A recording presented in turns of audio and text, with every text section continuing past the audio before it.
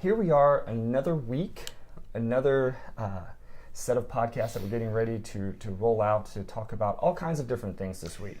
Every once in a while I get the feeling, oh my gosh, it's another week. They roll by quickly. They do. Wow. They do. And this is the busiest time. This is when they roll out at an increasingly rapid rate. Feels like it. As we approach the holidays. Yeah. You know, the last quarter of the year just seems to fly by. Absolutely. So get ready. It's already, we're approaching the second week of October. Right. Which is yeah, it is. What happened to the summer. Absolutely, it is the second week of October, and it's just flying by. And I was talking to a teacher yesterday about the first quarter of the school year is already over. Right. And so we're just getting ready to now start the second quarter. By the time we get turned around, that'll be the halfway, because it typically ends before the holiday season. Right. And so within a few weeks, we're going to be there. Mm-hmm. And it's just alarming at how rapidly the weeks fly by. Right. Now, so this week we're going to cover a lot of different topics, but we're going to start Monday, today, with the topic of OCD. Now, back in May, we did a whole week on OCD, so you can go back and look at those podcasts for a lot more information about OCD. But we're going to talk about it today because today marks the International OCD Foundation's acknowledgement, or they have identified this week as OCD Awareness Week. Right. And so we thought we would start out the week talking a little bit about OCD. So if you're interested in more details, you can go back to the May podcast. But what we thought we'd do today is organize some of the recent findings that have come out, sort of, on the one hand, review the essential features of OCD, talk about a treatment, one of the most successful treatments, and just review some of the things we've covered in the past, just as a reminder. Yeah. I was surprised by some of the data presented on this topic. Yeah. 1 in 40 individuals have OCD in their lifetime, which is sort of more than you would suspect. Right. And it's the fourth most common disorder, which also was a bit of a surprise. I wouldn't have put it up that high. Right. And I think part of that is because we have traditionally thought of OCD as a condition requiring both obsessions and compulsions. Right. And the DSM now, and it's not new to the DSM-5, it was in the DSM-4 as well, but the way that it is written is that a person can have obsessions or compulsions, or compulsions. So while, again, in the past, I think we may have been a little bit more stringent with diagnostic criteria requiring both, now with the idea that you can have both or either, it increases the prevalency rate pretty considerably. And one of the things we want to review is what these words mean. Right. Okay. So, begins with obsession, and as oh gosh, I can't remember his name now. We did a seminar years ago in Tampa. He came to visit. He's the OCD expert. He's at Temple University. Phil Kendall. And it was the first time I had heard that you develop compulsive behaviors to manage your obsessive behaviors. It took me 10 years to keep those two straight. Yeah. But obsessions are obsessive thoughts or images or not behaviors. They're ideations. Right. The things that pop into your head that you don't really want. Right. They're intrusive in the sense of unwelcome. Right. Okay, they're unwelcome thoughts that pop into your head, or images or ideas. But this is stuff that comes into your head that you really don't want. Right. Compulsions are behaviors that you use to keep the obsessions at bay or to keep the obsessions away. You keep doing it over and over and over and over. And the easiest example is germs. Right. If you have a phobia about germs, constantly thinking about germs, and I saw one today that the germs will somehow get from the door handle to your kitchen, or they'll get from clean clothes to dirty clothes. Right. You have this transfer of germs that are going to do harm to you. So the obsession is that germs are going to hurt you. You have this obsessive thought about being hurt. So you wash your hands over and over and over and over and over and over again to deal with the germs. Right. So the compulsive hand washing is used to deal with the obsession. Right. So the obvious treatment, therefore, becomes ending one of the. How do you end one or the other? You got to Right. break this chain between Right. these two. Well, one of the things, though, that I'll mention here is that because the diagnostic criteria requires one or the other. That's right. You don't have to have both. I have a right. person that I've worked with who has compulsive hand washing, but he's not worried about germs. Right. We would almost say obsessive hand washing. you Right. know. So, but you're right, and that's why I mentioned the two, that usually they're together. Right. But either is sufficient. Right. Okay. So this particular person will wash his hands compulsively, but he doesn't even know why. But He said that he's not thinking about germs. He's not really Right. worried about being dirty or anything like that. In fact, he will wash his hands sometimes right after he gets out of the shower. Right. And that's why I think it's a step in the right direction to say you don't have to have both, because Right. it was often hard to distinguish or hard to find why a person would compulsively wash their hands over and over. Even when they're clean, they wash them Right. again. Or Jack Nicholson in that wonderful scene where the water was so hot that he could hardly stand it. Right. There was no reason to do it. He just had to do it. Right. So I think that DSM did a service by making it either Right. or. Right. Yeah. So, and as you said, the obvious treatment thing about the diagnostic criteria is that typically a person with OCD knows that what they're doing is Oh, they're aware. is excessive. They typically know that they are doing it more than they need to do it, or that they are worried about it more than they need to be worried about it. So there is oftentimes this awareness. In kids, it's not as often that they Right. had that kind of insight, but that's simply really because of age. And Yeah, and the difference is that mature teenagers or mature adults Right. realize that they already know it's irrational. You know, one of the things we always talked about before was, this is irrational. They already know it's irrational. I have a dear friend who has OCD, and he has both. And I will say to him, I said, we do have medication for that. And he just laughs because he's fully aware that he has it. Right.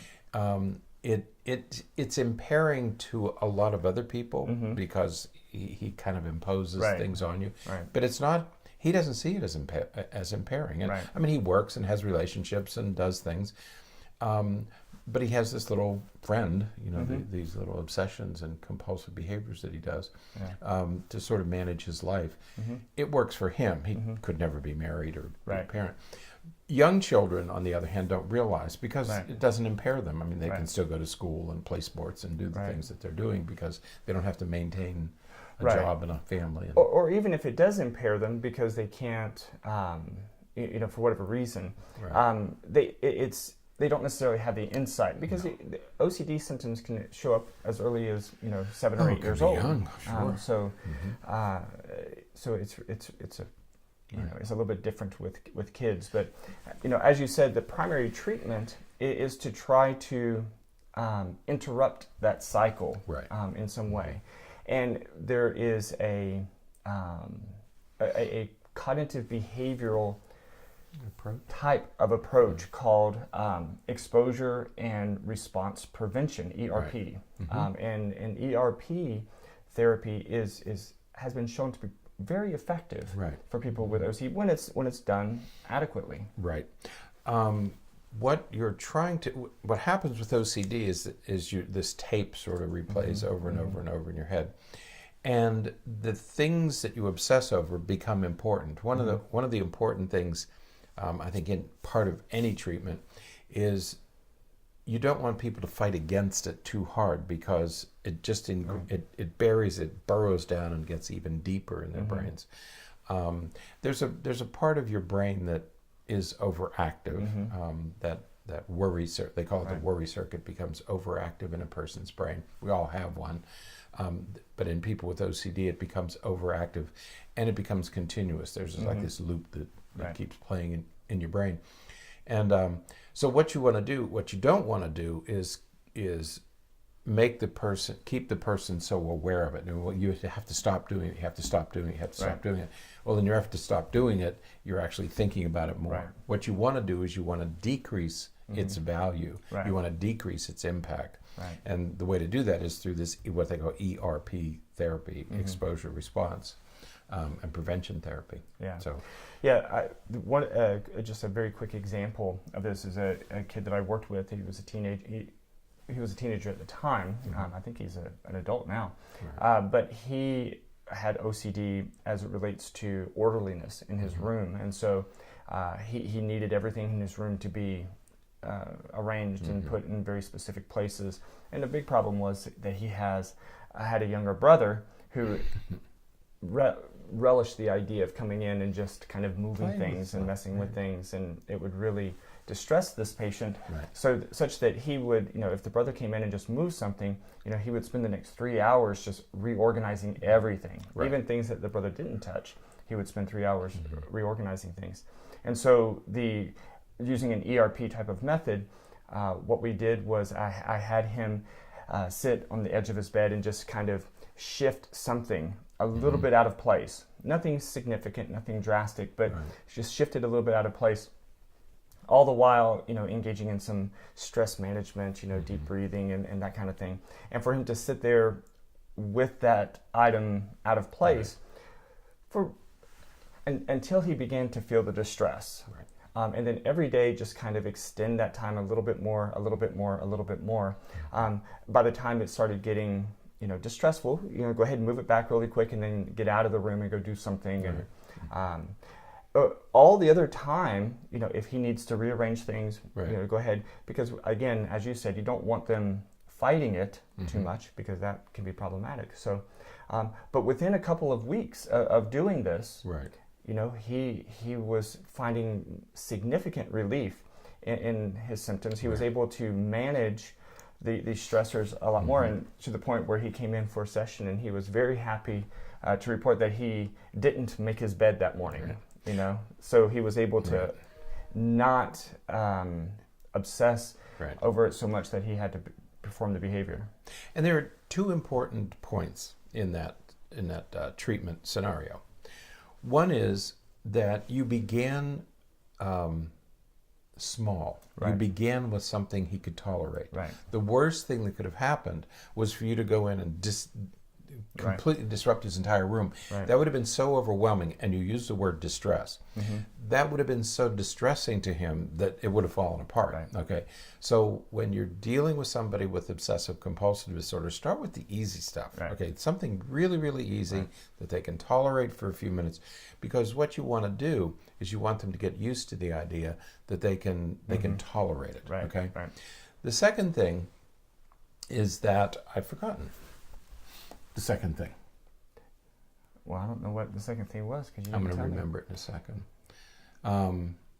The second thing was maybe that there wasn't a pressure that he had to always do it. The idea was you do it for a few minutes and then you don't have to stress about 24 hours a day of treatment. You don't have to think about it that much. I remember the second thing now. He had to keep his room neat for some reason. We don't know what it is. Okay, because he doesn't know the obsessive thoughts. He has this compulsive need to keep his room clean. So you can't belittle it. You can't tease him about it. You can't criticize him. We don't know what the reason is. He just has this need. And you have to let him have that need. It's not stupid. It's not crazy. It's not silly. He has this need. The best thing to do is just go to that next step, which you did, was you can tolerate a little bit of this. To convince him that he can tolerate. And you teach him that he can regain control of this, that he can control it. Then you succeed with a little thing, and then you go on to the next thing. Either more time. When you accomplish that, then you go on to the next behavior. And when you accomplish that, you go on to the next behavior. And eventually, he'll learn how to do this himself. And that's, you pass it on. You pass the intervention on to him. Absolutely. So, two parts to it. Now, one of the other really important aspects to treatment for OCD, especially with the ERP treatment, is something that we've talked about over the last couple of weeks, and that is your willingness to be healthy. We had a podcast the other week about deciding to be healthy. Deciding to be healthy. It takes work. It's I don't want to say it's easy to maintain. It is. In a way, it is. Yeah. Sometimes it's easier to be depressed. It's just easier to let yourself go and I just can't do it. Or learn helplessness. Right. Where you just say, I just can't. I'm just too hard. How many kids do we have who come in and say, homework is just too hard. I just can't do it. Yeah. And you're right. Sometimes it is easier to slip into those sorts of states of mind. Right. So there is an active decision that has to be made to say, I'm going to change this. I'm going to get better. Because it's going to take work, it's going to take concerted effort. And the kid that I used as the example, he was determined. And because he was determined, it was extremely effective. Right. We see lots and lots of people who aren't determined, and because they're not determined, it's not as effective. Right. That doesn't mean that if it's not effective for you, that you aren't really as committed as you want to be or think you are.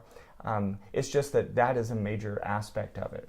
That's right. The desire to be well, to be whole, to be healthy, and that's why we call what we do wellness. Right. Okay? We are interested in your wellness, your well-being. And you're absolutely right. Sometimes it's easy to feel sorry for yourself, to be depressed, to be unhappy, to be sad. It's an easier place to be for some people, but you don't want to be there.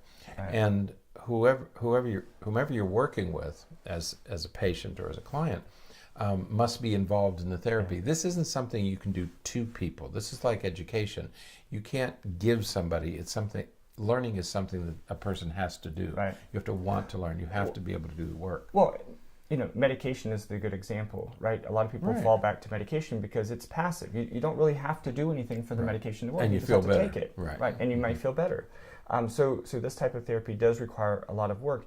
And again, just to reemphasize, just because a therapy isn't working doesn't mean it's not because you're trying, because you're not trying. It doesn't mean that you're not interested in getting well. It's just it could be an aspect for some people. So, but again, we start small. Right. Learn that you can do it and that it is possible, right. and then take a little bit at a time. Right. Before we leave this topic, one thing that's worth mentioning is the World Health Organization. It's worth doing because the World Health Organization has identified OCD as one of the 10 most handicapping conditions. Okay, so this is serious business that we're talking about. But don't rush out for medication. There's really no need to. There are many things you can do, and this ERP therapy is a really good place to start, but in the hands of a skilled practitioner. The art of this, beyond we know the science is good. The science supports the use of this therapy, but the art of it is, as Dr. Berney just said, you have to know where to begin, and you have to know how much this particular person can tolerate. And you start with the low-hanging fruit. You start with something simple that you know they can tolerate, and gradually build their confidence until they can take over. Absolutely. So, all right, that is it for today. Until next time. Yes. Stay happy, stay healthy, and forget to be afraid.